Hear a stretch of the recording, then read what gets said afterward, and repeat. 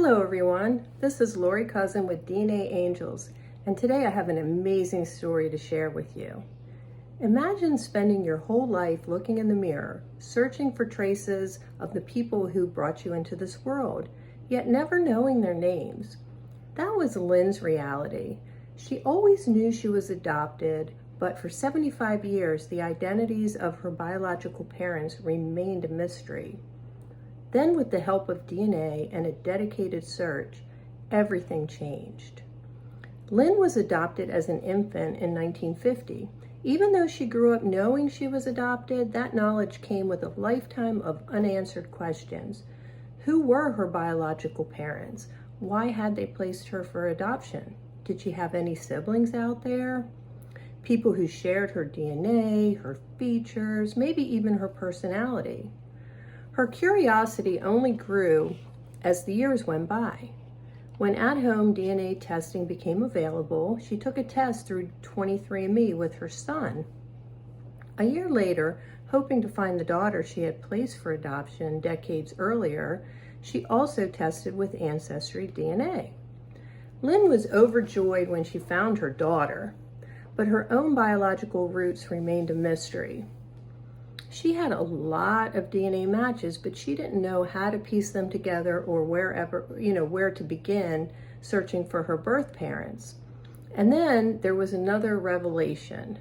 Her ethnicity estimators showed she was 50% Caucasian and 50% African American. She was absolutely stunned. All her life, she had assumed that she might be Mediterranean due to her olive complexion, but she had never imagined that she was of mixed race. This discovery only deepened her desire to understand her origins. That's when she turned to DNAngels. The first step was to determine if Lynn had ever obtained her original birth certificate or any non-identifying information about her biological parents. Many states kept this information sealed, but laws had recently changed in several states, including her own, and that meant now she could request her original birth certificate for the very first time in her life. So Lynn began that process while we got to work on her case. I noticed that she had a high match. It was a man named Andy, and he shared 1,859 centimorgans with her. Now that level of DNA suggested that there was a very close relationship. It could be a grandson, a nephew, even a half-sibling. So Andy had a picture in his DNA profile, and he looked to be in his late 20s or early 30s. So we were able to eliminate the possibility of him being her half-brother based on the age difference. And really that left only one answer, that Andy was her grandson. Now, the question was, whose son was Andy? Well, as I said, Lynn's daughter, who she had placed for adoption, had tested on Ancestry DNA. And that result between Lynn and Andy showed that they were half aunt, half nephew relationship. And that meant that Andy was the son of Lynn's only other child, her son. So Lynn reached out to her son, and he was just as surprised as anyone else. He had no idea that he had a child out there, but the only way to find out for sure was to contact Andy. So I sent messages to Andy on Ancestry, and even though he was on there quite frequently, he never responded to the messages. And because I didn't know where Andy lived, and he had a relatively common last name, I wasn't able to track him down. But we kept trying. We scoured social media, we scoured other databases, and we were unable to locate him.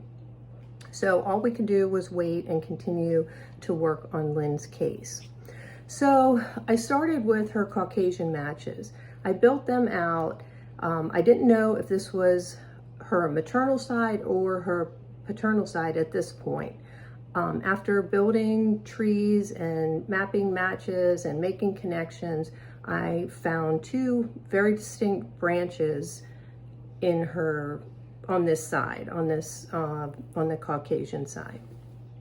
And I found where the two branches came together. Where the two branches come together, that is normally grandma and grandpa. So once I established the grandparents and I looked to see who their children were, one of those children would be one of Lynn's parents. Well, this couple only had 3 daughters. So I had my answer. This was the maternal side. And then on top of that, 2 of the daughters had descendants who tested on Ancestry, and those matches all came back as cousins, so neither of those 2 daughters could possibly be Lynn's mother. And so that just left one of the daughters, and her name was Mary, and Mary was Lynn's biological mother. Well, I immediately shared the news with Lynn, and she was skeptical about the whole thing. She didn't see any resemblance to Mary from the photos that we provided, but Mary had one living son, and that would be Lynn's half-brother.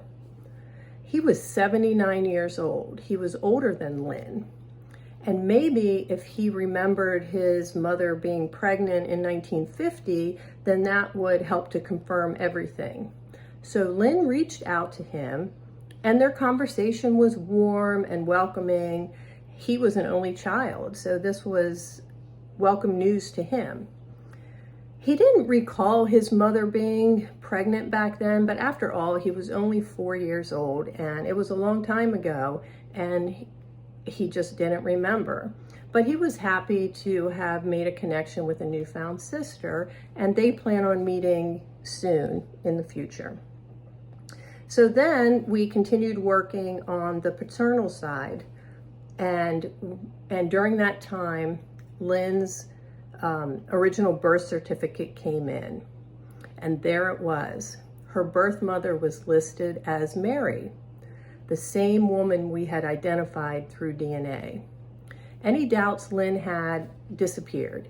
DNA had told her the truth before the paper had even arrived. So now it was time to continue to find her father. Using the same DNA technique, we built out the African American matches, and we found again 2 distinct branches. And we traced them back, and then we found where they converged with a couple. And again, that couple would be her paternal grandmother. We traced these branches back and found where they converged, and they converged on a couple, and that couple had 2 children, a son and a daughter. Well, we knew we were looking for the son, and that son, Fred, has to be Lynn's father. So now, for the first time in 75 years, Lynn knew who both of her parents were. And the surprises didn't stop there. Fred had children of his own. He had 2 living children, a daughter and a son. And the sister actually lives near Lynn. And Lynn wasted no time in reaching out. Her half-sister was absolutely thrilled to hear from her. They talked as if they had known each other their entire lives. And before they even hung up the phone, they had already made plans to meet in person. And that meeting is occurring as we speak. So Lynn's heart was full. She had found her mother, she had found her father, she had connections with half-siblings, but there was still that one missing piece, Andy, the grandson who has never responded. And then, wouldn't you know, out of nowhere, Lynn got a message. Andy finally replied. And his words, I'll never forget, were just life-changing. He said, "I think you might be my grandma. Did you have a son who served at Fort Bragg?" Well, Lynn's breath was caught in her throat. Her son had been stationed at Fort Bragg from 1988 to 1996, right when Andy would have been born. So Lynn and Andy finally spoke. She said it felt just like she was talking to her son, and they got to know each other. Lynn learned something even more incredible. She was a great grandmother. Andy had a child of his own. And so what started as a lifetime of unanswered questions turned into a journey of discovery, connection, and newfound family, newfound relationships. Lynn found out who her birth parents were. She got knowledge of half siblings that she has. She was united, I should say, with a grandson she didn't even know she had. And now even to find out that she's a great grandmother is it just fills not just her heart, but my heart beyond compare. And so that is really why we do what we do, just to provide this information to people is just so fulfilling. It's just beyond words. And so if you believe in Lynn's right to know her biological truth, please smash that like button and leave a pink heart in the comments. Your support helps more people like Lynn find their missing pieces of their past, and finally they have that sense of completeness.